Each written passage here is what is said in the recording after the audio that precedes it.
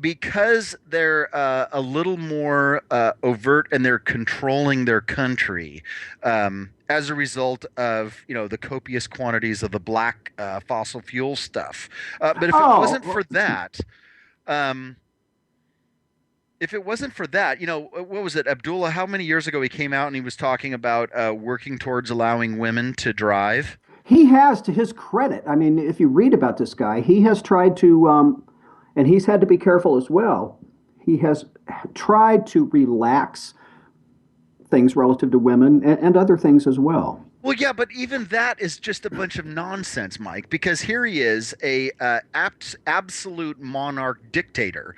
I would think if he actually wanted to, if he actually cared about that, if he said, hey, you know what? Women are now going to be able to drive. 2 minutes later, women would be able to drive. Well, sure, that could happen, and then the next day he may get deposed, or he may get there may who knows what might happen. I mean, I listen, I agree with you, but that's a very strange situation over there, and of course, to their credit, I mean, to the Saudis' credit and discredit to an extent, behind the scenes, through the years, through the decades. That they've spoken differently to the United States about everything from Iraq to Iran, to the U.S. and allowed fighter planes to be a base there, and they buy planes from us. But so it's a very odd relationship, and it's almost like, gosh, this gets attributed to a lot of people through the years. It's been LBJ, and it goes back before that, and I don't even know where it started, and I don't even remember who it was said about. But he may be a son of a bitch, but at least he's our son of a You bitch. know what? That's exactly what I was thinking. That it's the crazy cul-de-sac. We agree with a tiny little percentage of the way they run their country, but they're our sons of bitches. You know what? It's funny to me is you think about there's those phrases where people say, oh, independence from reliance on foreign oil and domestic energy independence and all of this, and most people are thinking, oh yeah, if we could not have anything to do with Iraqis or the Libyans or the Syrians or whatever, but just as big of a part of that of, let's get out of the business of having to relate to these people. The Saudis would be part of it, man. Oh, no question. I used to joke, proof that there's a God. I used to say this tongue in cheek. Proof that there's a God is that if there wasn't one, like how possibly could all of the world's, not all, but back in the day, not majority, but obviously the amount of oil in the Middle East, there has to be a God because he put it under those countries just to make sure that we'd still pay attention, because it relates to Israel, obviously, and Palestine, the cradle of the three supposed great religions of the world. So again, it was tongue in cheek, but it is interesting, isn't it, that were it not for the oil, Israel would, I don't know if it would have ever been formed. It certainly I just always find that kind of fascinating. Wait a sec, there's no oil in Israel. I mean, that's the No, no, one. I'm just saying the Middle East, dude. I'm just saying, Oh, the as a whole, whole, yeah. yeah. Saudi Arabia would be as influential to United States and policy worldwide as Waziristan.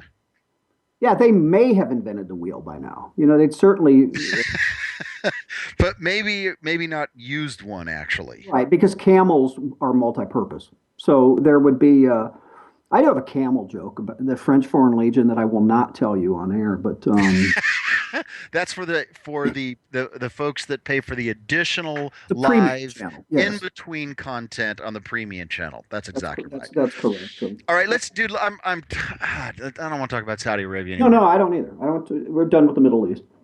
Put it that Yeah. Let's talk. Oh, what was this one? I need to pull this up that you sent me that I thought was awesome. Just let me find it here. way. Excuse me. Oh, by the way, did you see the oh, you know what it is? The Milwaukee Sheriff. I just love that. This I guy, love man, that. Go ahead. This is the guy that came out, what was it, a year ago, year and a half ago, and said that people should be carrying their own weapons Hmm. because the police effectively serve to show up and describe what happened after the fact. Yeah, you put this up yesterday, but I want you to talk about it. The thing blew up, 400 and some views. Is And that this where it is guy's a now? Democrat, man. I mean, every time I see something that this guy said, I'm reminded that he's a Democrat, but he's on the fringes of the party, that's for sure. He's certainly on the yeah, the fringe that leans more to a conservative Republican the way he talks. But yeah, his name is he's sheriff of Milwaukee. His name is David Clark. He shows up on a semi-regular basis as a contributor on Fox News. So yesterday morning, that's true. Which Seriously. I know, it's just so great. I love that. And so yesterday morning, Fox and Friends, they're talking about the Justice Department's decision, which you and I talked about yesterday as well, not to pursue a civil rights case against Darren Wilson. Jessica, let's just listen to this awesome sheriff weigh in on a couple of our favorite people. Just take a look at the history here. This isn't the first time that he has done this sort of thing. He sat up there for months just slandering law enforcement officers all across the nation. He's the one in Ferguson, Missouri that brought up the racial profiling term, and that we were going to end racial profiling once and for all, he said. He invoked that into this thing when that was never any part of what happened between the tragedy between Officer Darren Wilson and Mike Brown. But again, this is kind of habit now for this Justice Department under Eric Holder, and I just think it's a shame. Well, I think the Justice Department felt like they had to do something because Al Sharpton, who is an advisor to the President of the United States, was on television saying things like this at the time. How many people have to die before people understand this is not an illusion? This is a reality that America has got to come to terms with. This is going to be a winter that we're going to freeze out police brutality in this country. Eric Garner, Michael Brown, enough is enough. Well, newsflash for Al Sharpton, no civil rights violation in Ferguson, Missouri. Sheriff, you get the final word. I don't expect anything intelligent to come out of the mouth of Al Sharpton. We all know that he's a charlatan. As a matter of fact, the next intelligent thing that comes out of his mouth will be the first. Al Sharpton ought to just shut up and go back into the gutter that he came from, apologize. He will not do that, but the American police officer is owed a lot from him, from Eric Holder, from the President. Yeah, and from the President of the United States. He also said during that interview, the grand jury in Ferguson got it right. Officer Wilson has been exonerated. The thing I want to know is how does he get his reputation back? That dude is awesome, man. Oh, he is fantastic. I guarantee you Um, somebody or some organizations are already thinking about trying to get this guy, if they've not already, to run for public office because he's just awesome. well, now is the sheriff like in is that an elected office? Well, it is here, and I would suspect it would be there too. But I mean, like higher up the chain. I mean, in politics. Congress or mayor Yeah, or yeah, city yeah. council or something Some, like that? yeah, probably a little bit more high profile in city council, but yeah, something like Congress, maybe. Right. It would be interesting to hear him talk about why he's a Democrat. I mean, here's the thing: law and order issues aren't necessarily linked to economic ones. Cultural, blah blah blah, whatever. Uh, but you hear something like that, and you're just like, okay, this guy just makes so much sense. Sure, and it's generally the left who is anti, um, shall we say, police. Invasion, everything they do is wrong. The cops are the bad guys, and then conservatives who tend to support them more. I know I'm painting with a broad brush, but if you had to pick, I mean, that's the way it would come down. So he certainly does not sound like a Democrat. I mean, maybe if we weren't talking about law enforcement and so forth, then maybe he would sound differently. But man, that would just he just so convicted, and he just sounds like a conservative. It's just that's very interesting. Yeah, he's a no nonsense sheriff. And he's one of those guys. I mean, to an extent, like Trey Gowdy, uh, he just does not shy from saying exactly what he thinks. Right. I don't expect anything intelligent to come out of the mouth of Al Sharpton. Darren Wilson, as to his reputation, um, it's done. You know, I mean, Well, he'll never, I don't even know, live in public as Darren Wilson, let alone be a police officer again. could you imagine? Could you imagine any law enforcement agency that would want that guy? I mean, you couldn't. You could not have him be in law enforcement in your town at all. No, no. Hey, That speaking of would be impossible. we have like 5 minutes, but speaking of people who are not afraid to speak their mind. Did you see the clip I sent you? I put this up on IJR too. I think this morning. Kid Rock dropping the F bomb on Michael Moore and Seth Rogen. Oh yes. Dude, I love Kid Rock. Is that awesome or what? Oh yeah, totally, man.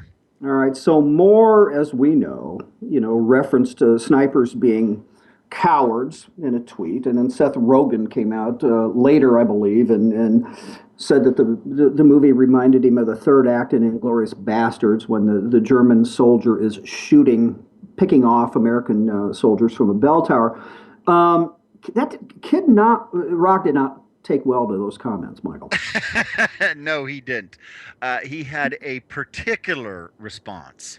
And would you like to read it? Only obviously, leave out a couple of choice words there. Yeah, This is on you guys. This is on his homepage, by the way, and I linked to that in the post. But could you do us the honors? Yeah, the title of it on his, Kid Rock is American Sniper Michael Moore and Seth Rogen. So that's his headline. F you, Michael Moore. You're a piece of fecal matter, and your uncle would be ashamed of you. Seth Rogen, your uncle probably molested you. I hope you both catch a fist to the face soon. God bless you, Chris Kyle. Thank you for your service. I think he doesn't like what they said. It's not mincing. No. I loved it, dude. What do you think? Well, you know what? I would have suggested that maybe that language be moved around a little bit in terms of suggesting what they can do to themselves, as opposed to just more of a general encouragement. But that may just be splitting hairs. So just go directly for it. Be declarative here instead of Other than that, yeah, I totally agree. See, and then when he at the end there, when he said, "I hope both of you catch a fist in the face soon," I kind of was reading ahead in my mind. I thought he was going to go somewhere like, "I hope you both catch on fire and die a horrible death." I mean, it was almost as if, and I'm being facetious, but. And then if you guys go to the link, or you go directly to Kid Rock's homepage or whatever. But if you read the comments. In fact, if you read the comments on my post on IJR, there are a couple, two or three. It's been a while since I've been on there, but people saying, I don't like Kid Rock's music, but after I read what the guy before me wrote, which was, if I can remember, Kid Rock showed up in Afghanistan at least once. He said, I may start listening to it. So there's, God bless you, Kid Rock and whatever. But I like that dude. I always have. And I like some of his music. Can't say I like any of his music, but I frankly haven't listened to it all that much. Summer Long, where he rolls in Sweet Home Alabama and Werewolves of London. You know that song? Yeah. Oh, yeah, definitely. That's a great song, dude. Yeah, there's just, I don't know, that just never really scratched my musical itch. It's not quite nuanced enough for you, and kind of, that's not probably the proper word. You probably have a much haughtier word that you could use. Well, maybe so. But be that as it may, his attitude, I totally dig it. He owns a brewery in Michigan as well. Okay, see, I'm now yet another layer of fandom. There we go with Kid Rock, right? All right, yeah, he's the guy. I like him, and he just doesn't give a damn. Yeah, and that part I totally dig. It reminds me of that comment in A Few Good Men where guys like Moore and Rogan are criticizing the very veil that defends them and allows them to say what they're saying. Anyway, we're just about out of time, folks. This is Michael Hausen for Mike Miller. You've been listening to The Right Mics. We have got another fun-filled hour up after the news. Hold on, we'll be right back.